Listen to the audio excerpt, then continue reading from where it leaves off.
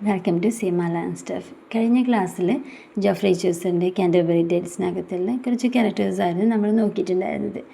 Next one the clerk of Oxford. അപ്പോൾ clerks of ഓക്സ്ഫോർഡിനെ കുറിച്ച് പറയുമ്പോൾ അദ്ദേഹം ഒരു ദരിദ്രനായ ഒരു യൂണിവേഴ്സിറ്റി സ്റ്റുഡൻ്റ് ആയിരുന്നു. അദ്ദേഹം ചേർച്ചിനകത്ത് പുരോഹിതനാവാൻ വേണ്ടി ട്രെയിൻ ചെയ്യുകയാണ്. അതുമാത്രമല്ല, അന്നത്തെ കാലത്ത് പുരോഹിതന്മാരൊക്കെ വളരെ ധൂർത്തരായിരുന്നു. അപ്പോൾ അതിൽ നിന്നൊക്കെ വ്യത്യാസമായി എല്ലാവർക്കും മാതൃകയാവുന്ന രീതിയിൽ ഒരാളായി മാറുക എന്നതായിരുന്നു അദ്ദേഹത്തിൻ്റെ ആവശ്യം. കൂടുതൽ സമയം അദ്ദേഹം ചിലവഴിക്കുന്നത് പഠനത്തിന് വേണ്ടിയിട്ടായിരുന്നു, അല്ലെങ്കിൽ കൂടുതൽ അറിവ് നേടുക എന്നുള്ളതായിരുന്നു അദ്ദേഹത്തിൻ്റെ കൂടുതൽ സമയം അദ്ദേഹം ചിലവഴിക്കുന്നതൊക്കെ അതിന് വേണ്ടിയിട്ടായിരുന്നു.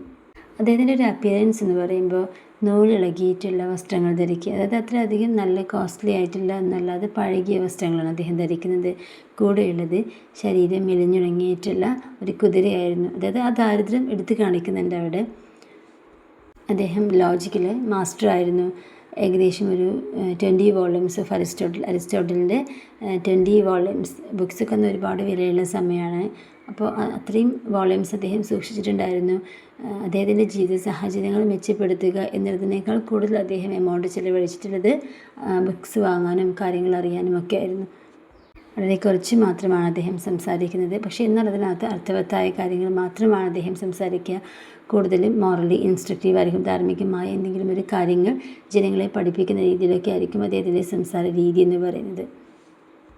ഇവിടെ ചൗസർ അദ്ദേഹത്തിൻ്റെ പോവേർട്ടിയെ മോക്ക് ചെയ്യുന്നുണ്ട്. അതായത് ജീവിത സാഹചര്യങ്ങൾ മെച്ചപ്പെടുത്താനുള്ള അവസരങ്ങൾ ഉണ്ടായിട്ട് പോലും കൂടുതൽ ചിലവഴിക്കുന്നതും കൂടുതൽ കാര്യങ്ങൾ സ്പെൻഡ് ചെയ്യുന്നതും വിദ്യാഭ്യാസ കാര്യങ്ങൾക്ക് വേണ്ടിയിട്ടും അല്ലെങ്കിൽ അറിവ് നേടാൻ വേണ്ടിയിട്ടും ഒക്കെയാണ്.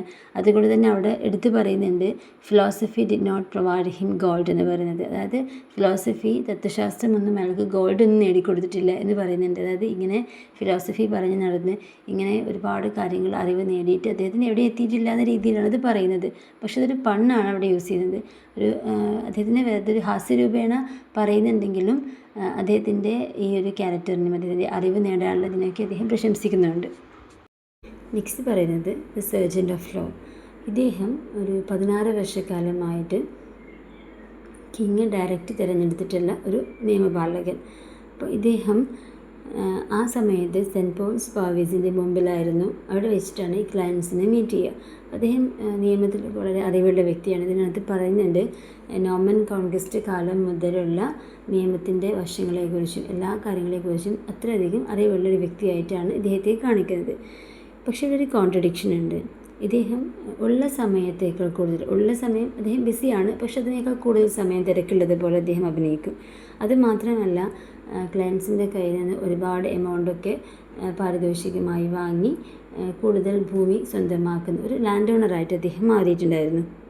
ഇവിടെ ചൗസറിൻ്റെ തന്നെ ഒരു അനുഭവം എന്ന രീതിയിൽ, മീൻസ് ചൗസറും ഇതുപോലെ നിയമം കൈകാര്യം ചെയ്തിരുന്ന ഒരാളായതുകൊണ്ട് തന്നെ ഈ ഒരു ക്യാരക്ടറിനെ പ്രസൻറ്റ് ചെയ്യുമ്പോൾ ചൗസറിന് അതിൻ്റെ എല്ലാ വശങ്ങളെക്കുറിച്ചും നല്ല ധാരണയോട് കൂടിയിട്ട് പറയാൻ കഴിയുന്നു എന്നുള്ളതും ഈ ഒരു ക്യാരക്ടറിൻ്റെ പ്രത്യേകതയാണ്. Then next one the Franklin. അദ്ദേഹം ഒരു സമ്പന്നനായ ഒരു ഭൂവുടമയായിരുന്നു. അതായത് പ്രഭുക്കന്മാരുടെ അത്രയല്ല, പക്ഷെ പ്രഭുക്കന്മാരുടെയും സാധാരണക്കാരുടെയും ഇടയിലുള്ള ആ ഒരു വിഭാഗം. സൊസൈറ്റിയിലുള്ള ഇവരുടെ റോൾ എന്ന് പറയുന്നത് MP ആണ്, അഡ്വക്കേറ്റാണ്. അതുപോലെ അപ്പർ ക്ലാസിൻ്റെ ജീവിത രീതികൾ അല്ലെങ്കിൽ വസ്ത്രധാരണ രീതികളൊക്കെ ഫോളോ ചെയ്യുന്ന ഒരു വിഭാഗമായിരുന്നു ഇവർ. വളരെ കഷ്ടപ്പെട്ടൊന്നും ജീവിക്കാൻ താല്പര്യമില്ലാത്ത, എപ്പോഴും എല്ലാ കാര്യങ്ങളും നേടി വളരെ സുഖലോലുപനായി ജീവിക്കാൻ താല്പര്യമുള്ള ഒരാളായിരുന്നു. ഇപ്പോൾ ഭക്ഷണമാണെങ്കിലും ഡ്രസ്സാണെങ്കിലും എല്ലാതും സ്വന്തമായിട്ട് എല്ലാം കയ്യിൽ ഒതുക്കി വെക്കുന്ന ഒരു വിഭാഗം. എപ്പോഴും ഒരു ഹൈ ക്ലാസിൻ്റെ ലൈഫ് സ്റ്റൈൽസ് ഫോളോ ചെയ്യാൻ താല്പര്യമുള്ള ആൾ. പിന്നെ മാത്രമല്ല, അവർ ഫേമസ് ഫോർ ഹോസ്പിറ്റാലിറ്റി, ആതിഥ്യ മര്യാദയിൽ അതൊക്കെ വളരെ ക്ലീനായിട്ട് അവർ ചെയ്യും. അങ്ങനെയുള്ള ഒരു ടൈപ്പാണ് ഈ ഫ്രാങ്ക്ലിൻ എന്ന് പറയുന്നത്. Next one the 5 ഗിൽസ്മാൻ. ഇതും സൊസൈറ്റിയെ റിഫ്ലക്റ്റ് ചെയ്യുന്ന മറ്റൊരു വിഭാഗമാണ്. സൊസൈറ്റിയുടെ ഭാവിയിലെ വാഗ്ദാനം എന്നൊക്കെ പറയുള്ളൂ, അല്ലെങ്കിൽ ആ സൊസൈറ്റി ക്രിയേറ്റ് ചെയ്യുന്ന ഒരു വിഭാഗം ആളുകൾ, ഒരു ഗ്രൂപ്പാണത് 5 ഗിൽസ്മാൻ എന്ന് പറയുന്നത്. 5 സംഘമായിട്ടാണ് അത് പറയുന്നത്. അപ്പോൾ ഇവർ വ്യത്യസ്തമായ കച്ചവടം ചെയ്യുന്ന ആൾക്കാരാണ്. ഇപ്പോൾ ഒരു സമൂഹത്തിനെ രൂപപ്പെടുത്തിയെടുക്കുന്നവരിൽ ഒരുപാട് ആളുകൾ ഒരുപാട് ജോലി ചെയ്യുന്നവരുണ്ടായിരിക്കുമല്ലോ. അപ്പോൾ അതിനകത്ത് എല്ലാ ടൈപ്പ് കച്ചവടങ്ങളും ചെയ്യുന്ന ആൾക്കാരുണ്ട്. പക്ഷെ അവർ ധരിക്കുന്നത് ഒരേപോലെയുള്ള ഡ്രസ്സാണ്. അപ്പോൾ അതുകൊണ്ട് തന്നെ അത് അവരുടെ ഐക്യത്തിനെയും അവരുടെ സാഹോദര്യത്തെയൊക്കെയാണ് പ്രതിഫലിച്ച് കാണിക്കുന്നത്. അവർക്ക് സ്വന്തമായി ഒരുപാട് സമ്പത്തുണ്ട്, അതിനുവേണ്ടി അവർ കഷ്ടപ്പെടുന്നുണ്ട്, അവരുടെ ഫാമിലി ക്രിയേറ്റ് ചെയ്യുന്നതിൽ അവർ വളരെയധികം ശ്രദ്ധിക്കുന്നുണ്ട്, സമൂഹത്തിൽ ഉയർന്നു വരണം എന്ന് വളരെയധികം ആഗ്രഹിക്കുന്ന ഒരു വിഭാഗമാണ് അവർ. ഇവിടെ ചോസിൽ അവരെ കാണിക്കുന്നത് വളർന്നു വരുന്ന ഒരു മധ്യകാലത്തെ ഒരു വിഭാഗത്തിൻ്റെ പ്രതീകമായിട്ടാണ് ചോസിൽ അവരെ പ്രസൻറ്റ് ചെയ്യുന്നത്. Then next one the cook. ഒരു മാസ്റ്റർ ഷെഫാണ്. പക്ഷേ ഇവർ അൺഹൈജീനിക്കാണ്. വളരെ വൃത്തിഹീനമായ രീതിയിലാണ് ഭക്ഷണം പാകം ചെയ്യുന്നത്. ഇവിടെ ഹോസ്റ്റ് അവരെ അക്യൂസ് ചെയ്യുന്നുണ്ട് വൃത്തിയില്ലാത്ത ഭക്ഷണം സെർവ് ചെയ്യുന്നതിലും സെയിൽ ചെയ്യുന്നതിലും ഒക്കെ. പലപ്പോഴും അണുബാധയുള്ള ഭക്ഷണങ്ങളും വൃത്തിയില്ലാത്ത രീതിയിൽ അത് പ്രസൻറ്റ് ചെയ്യുന്നതുമൊക്കെ അവരെ വിമർശിക്കുന്നുണ്ട്. അപ്പോൾ ഈ മധ്യകാലഘട്ടത്തിലെ തൊഴിലാളി വർഗത്തിൻ്റെ കുറവുകളെ കൂടിയാണ് ചോസിലൂടെ പ്രസൻറ്റ് ചെയ്യുന്നത് ഈ കുക്കിലൂടെ. നെക്സ്റ്റ് വൺ ദ ഷിപ്പ് മാൻ. അദ്ദേഹം ഒരു ഡാർമോത്തിൽ നിന്നുള്ള ഒരു മൗഡ്ലെയിൻ എന്ന് പറയുന്ന ഷിപ്പിൻ്റെ ക്യാപ്റ്റനാണ്, ഒരു മാസ്റ്റർ ക്യാപ്റ്റനാണ് അദ്ദേഹം. പക്ഷേ ഡിസ്ഹോണസ്റ്റാണ്. അദ്ദേഹം പലപ്പോഴും മറ്റുള്ള ഷിപ്പിനെയൊക്കെ അറ്റാക്ക് ചെയ്യുന്നുണ്ട്. ഇനി ബൈ ചാൻസ് ഇവരാണ് അതിൽ ജയിച്ചിട്ടുള്ളതെങ്കിൽ പരാജയപ്പെട്ട ആളുകളെ വീണ്ടും ഉപദ്രവിക്കുന്ന ഒരു പ്രവണത അത് ഇവർക്ക് കൂടുതലാണ്. അപ്പോൾ അന്നത്തെ കാലത്ത് ഒരു കോമൺ ആയ സംഭവം തന്നെയാണ്. എങ്കിൽ കൂടി ചോസിൽ ഇവിടെ അവരുടെ ആ രീതിയെ വിമർശിക്കുന്നുണ്ട്. എന്നിരുന്നാലും ഇദ്ദേഹം എല്ലാ രീതിയിലും ഒരു കഴിവുള്ള വ്യക്തിയാണ്. ഈ ഒരു ഫീൽഡിൽ അദ്ദേഹം വളരെയധികം നല്ല കഴിവുള്ള വ്യക്തിയാണ്. പക്ഷെ അതുകൊണ്ട് തന്നെ ഇവിടെ വരുന്നൊരു കോൺട്രാസ്റ്റ് എന്ന് പറയുന്നത് പ്രൊഫഷണൽ കോമ്പീറ്റൻസ് വേഴ്സസ് മോറൽ റൂത്ത്ലെസ്നെസ്. അതായത് ജോലിയിലുള്ള നൈപുണ്യം അതിലുണ്ട്, പക്ഷെ അതേപോലെ തന്നെ ധാർമ്മികമായ കാര്യങ്ങളോട് കാണിക്കുന്ന അനീതി. അപ്പോൾ ഇത് രണ്ടും തമ്മിലുള്ളൊരു വൈരുദ്ധ്യം അദ്ദേഹം അത് എടുത്തു പറയുന്നുണ്ട്. അദ്ദേഹത്തിൻ്റെ ജോലിയിൽ അദ്ദേഹം വളരെയധികം പ്രാവീണ്യമുള്ള വ്യക്തിയാണെങ്കിൽ കൂടി മാനുഷികമായ പരിഗണന കൊടുക്കാത്ത വളരെ ക്രൂരനായ ഒരു വ്യക്തിയായിട്ടാണ് ഇവിടെ ഷിപ്പ്മാനെ അദ്ദേഹം പ്രസൻറ്റ് ചെയ്യുന്നത്. Then the doctor of physique. ഇത് മധ്യകാലഘട്ടത്തിലെ ചികിത്സാ രീതികളെയാണ് കാണിക്കുന്നത്. അപ്പോൾ അന്നത്തെ കാലത്ത് മെഡിക്കൽ ഫീൽഡ് എന്ന് പറയുന്നത് അല്ലെങ്കിൽ അവിടെയുള്ള ആളുകൾ ചികിത്സിക്കുന്നത് based on astrology plus four humours. അപ്പോൾ ഇത് രണ്ടും തമ്മിൽ കണക്ട് ചെയ്തിട്ടാണ് അവർ ചികിത്സാ രീതികൾ മുന്നോട്ട് കൊണ്ടുപോയിരുന്നത്. അതായത് ഇപ്പോൾ four humours, blood, phlegm, yellow bile, black bile, അത് tie to earth, air, fire and water. അപ്പോൾ ഈ ഓരോ സോഡിയാക് സൈനും നമ്മളുടെ ഓരോ ബോഡി പാർട്ടിനെ കൺട്രോൾ ചെയ്യുന്നുണ്ട് എന്നുള്ളൊരു രീതിയിൽ ആ ഒരു വിശ്വാസത്തിലും ആ ഒരു രീതിയിലുമാണ് അവർ ആരോഗ്യ നിലകൾ എങ്ങനെയാണെന്ന് പരിശോധിക്കുന്നതും ഒരാളുടെ ആരോഗ്യനില എങ്ങനെയാണെന്ന് പരിശോധിക്കുന്നതും അതിൻ്റെ ചികിത്സാ രീതികളെ വിധിക്കുന്നതും. അത് മാത്രമല്ല അവർ ചികിത്സാ രീതിക്ക് ഓരോ സമയം നിർണ്ണയിച്ചിട്ടുണ്ടായിരുന്നതും. The choose astrological hours for treatment. അത് ആ ഒരു ജ്യോതിഷപ്രകാരമുള്ള സമയം നോക്കിയിട്ടൊക്കെയാണ് അവർ ചികിത്സ നടപ്പിലാക്കിയിട്ടുണ്ടായിരുന്നത്. അതുപോലെ തന്നെ അവർ ടാലിസ്മാനിക് സിംബൽസ് അവർ യൂസ് ചെയ്തിട്ടുണ്ടായിരുന്നു. പക്ഷെ ഇതൊന്നൊരു ബ്ലാക്ക് മാജിക് ഒന്നും ആയിരുന്നില്ല, പകരം ഒരു നേച്ചുറൽ മാജിക് എന്നാണ് അവരതിനെ വിശേഷിപ്പിച്ചിട്ടുള്ളത്. Next one the wife of Baat.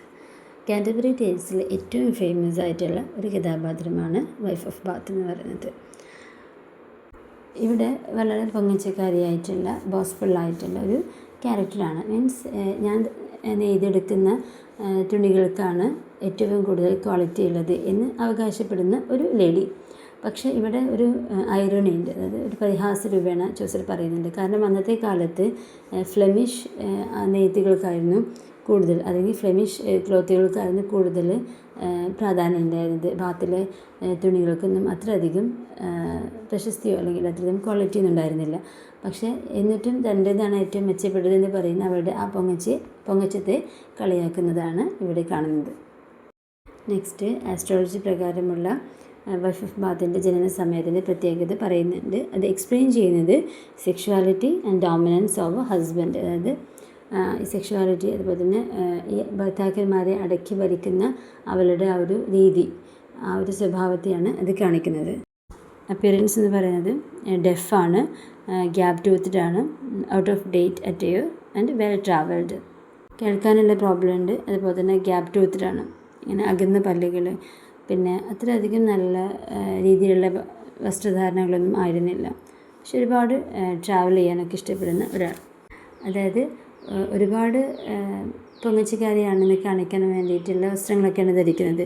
പക്ഷെ അതൊന്നും പുതിയ ഫാഷൻ അറിയില്ല, പഴയ ഫാഷനിലുള്ള വസ്ത്രങ്ങൾ ധരിക്കുക. അപ്പോൾ ആ ഒരു മറ്റുള്ളവർക്ക് അത് കളിയാക്കാൻ മാത്രം പാകത്തിനുള്ള ജീവിത രീതികൾ തന്നെ ഫോളോ ചെയ്യുക. അതുപോലെ യാത്രകൾ ചെയ്യുക. ഒരുപാട് സ്ഥലങ്ങളിൽ യാത്ര പോയിട്ടുണ്ട്. അപ്പോൾ അന്നത്തെ കാലത്ത് സ്ത്രീകൾക്ക് എന്ന് പറഞ്ഞു കഴിഞ്ഞാൽ അതൊക്കെ വലിയ കാര്യമാണ്.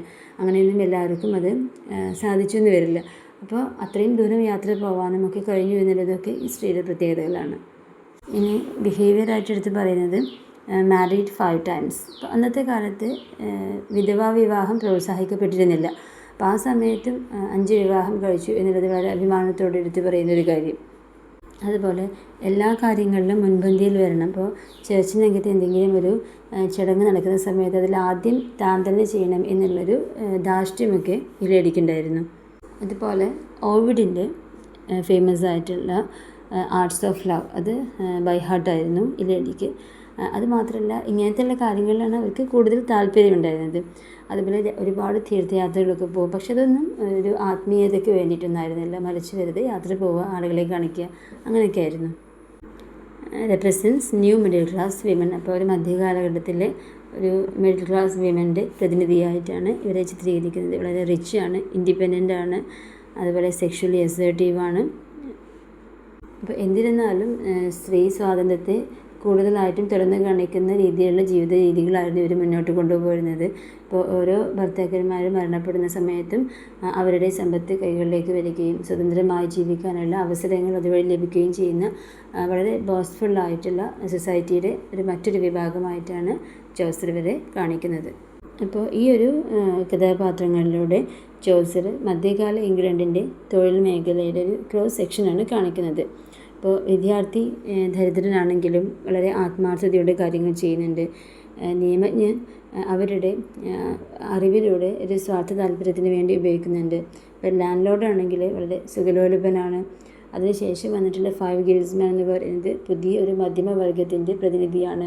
ഇപ്പോൾ പാചകക്കാരനാണെങ്കിലും കപ്പൽക്കാരനാണെങ്കിലും മീൻസ് നമ്മളൊരു ഷിപ്പ്മാനെ കുറിച്ച് പറഞ്ഞില്ലേ, അവരൊക്കെ ആണെങ്കിലും തൊഴിലാളി വർഗത്തിൻ്റെ 2 വ്യത്യസ്ത മുഖങ്ങളാണ്.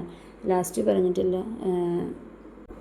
ഡോക്ടർ ഓഫ് ഫിസിക് വൈദ്യശാസ്ത്രത്തിൻ്റെയും അതുപോലെ തന്നെ അന്ധവിശ്വാസത്തിൻ്റെയും എല്ലാം ഒരു പരസ്പരം ചേർന്ന് നിൽക്കുന്ന ഒരു ആളാണ്. പക്ഷെ ചോസർ ഇവിടെ ആരെയും തെറ്റായിട്ടോ ആരെയും നല്ലതായിട്ടോ കാണിക്കുന്നില്ല. എല്ലാവർക്കും അവരുടേതായിട്ടുള്ള പോസിറ്റീവായിട്ടുള്ള ഗുണങ്ങളുണ്ട്, നെഗറ്റീവായിട്ടുള്ള വശങ്ങളുണ്ട്.